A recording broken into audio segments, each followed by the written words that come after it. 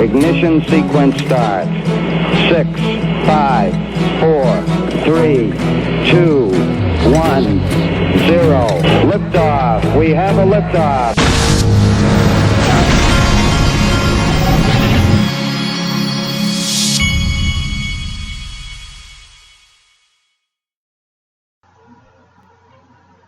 Hey everybody, this is the Digital Asset Investor. I wanted to start this video off with this tweet from this is from C3 Nick, and they were talking about, he had a tweet from here. It says the media is pretty much saying that Bitcoin will just suck everything up. For me as an investor, that is great. That kind of narrative creates opportunities in the medium to long term. But this is the one I wanted to focus on. He says the job of an investor is not to see what people buy right now. It is to predict what will be hot in 3 to 6 months. Time to find the next opportunity like Chainlink. Now, Chainlink is one that C3 Nick had talked about a decent amount, I believe. But for those of you that don't know, Chainlink today is up like 80%. But he's making a very valid point. Most of the investing population will go and see Chainlink up 80% and they will go buy it today. That is not what the digital asset investor will do. I will buy more XRP today, or which I did. But the reason, not just because it's XRP. XRP is one of the major digital assets that has not really broken out yet out of all of them, and has the most going for it of all of them. It's the one that many people knock their head against the wall. They just can't figure out why it hasn't moved. Well, don't focus on the why. Just focus on what you've studied and what you've researched and what you've seen and how everything aligns. The only thing that does not align right now is the price of XRP, but it will. And so C3 Nick's making a very good point. Don't look at the things that are going up like crazy right now. And it doesn't just have to be XRP. Look to the things that should be going up that aren't, that have solid reasons, solid utility, future utility possibilities, a team around them that's actually smart people that are connected and making things happen. But anyway, crypto_XRP sent me this. Boom. This is an older video, but many of you are new and you need to see it. These are the kind of words that the people that work at Ripple use. These are not the kind of words that you use when you plan on losing. We're here to make a dent in the universe. Just cross-border remittances is a $155 trillion problem.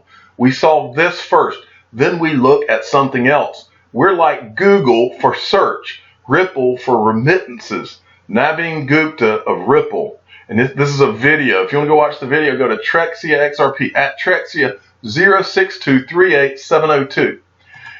Then from Jaquito McPhee at Jaquito McPhee sent me this, and that guy's starting to send me a lot of good information.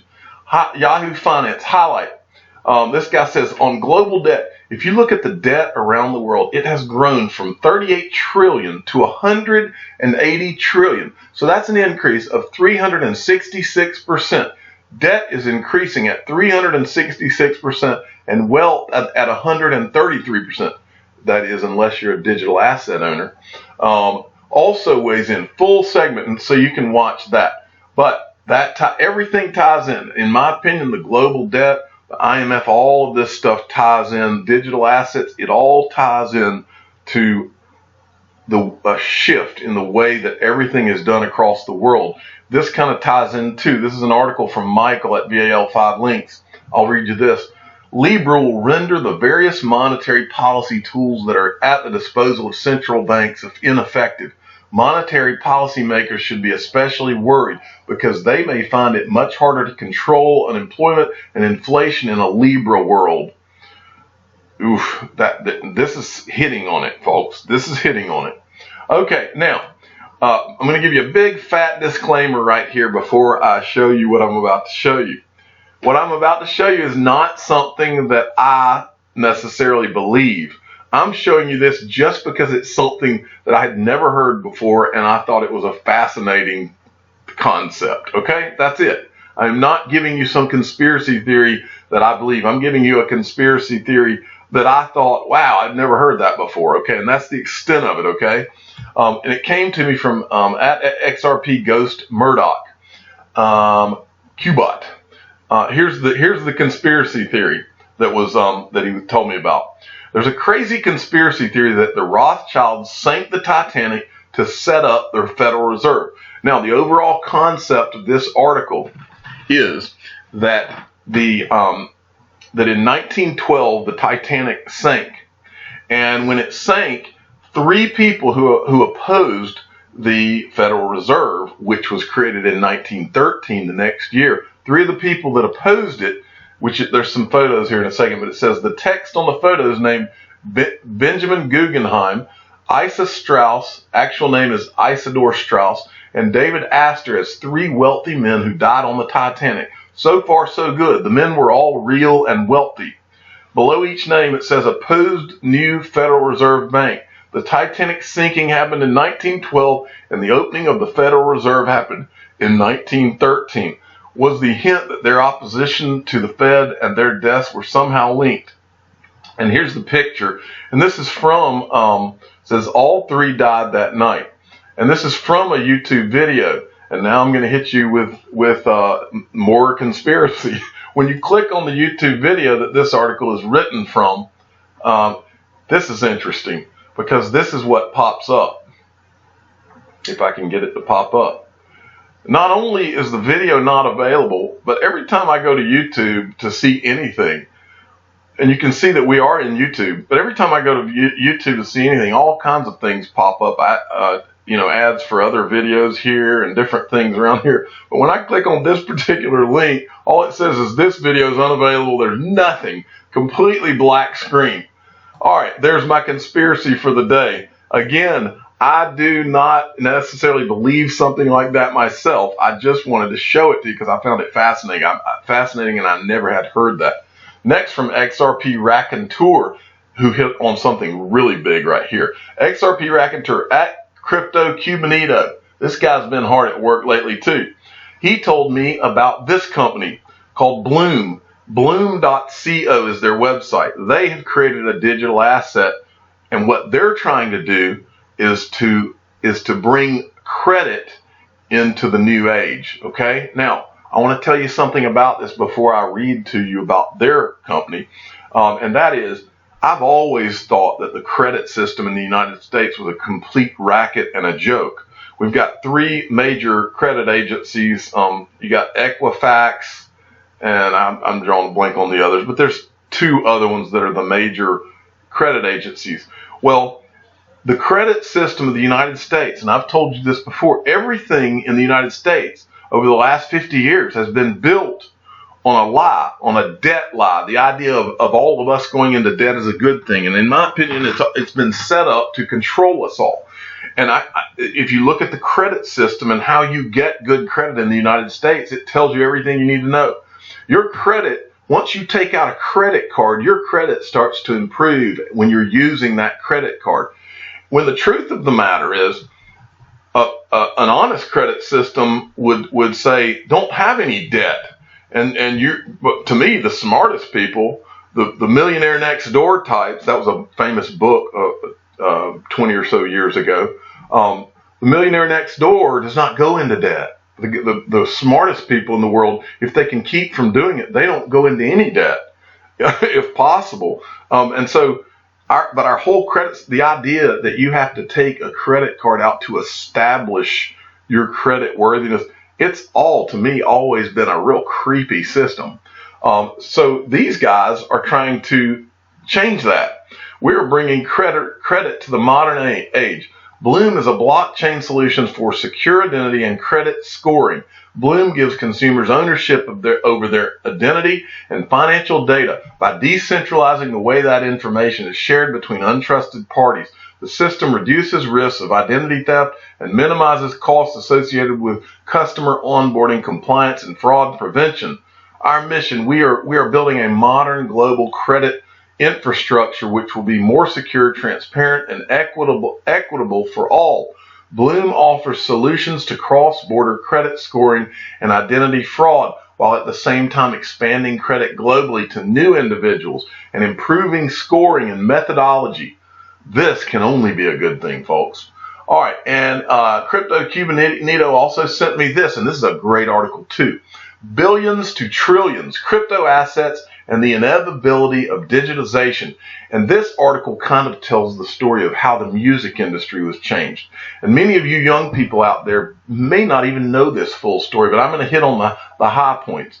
So first we had music on vinyl records. That became tape cassettes. And then when it went to digital format, you would buy your music on CDs when I was a kid. Well, after that, along came innovation, and this is the stage of digital assets that I believe we've been in for the last 6 years, the innovation stage, where they call it, oh, that is bad, it's Ponzi scheme, it's money for money laundering and all of that. Well, the same thing happened with the music industry. A thing called Napster came out. It says hackers discover how they can send music files around using Napster, and Napster was, and here's the logo, Napster came about, and that was a big, huge controversy. The music industry, I mean, everybody, the government shut Napster down.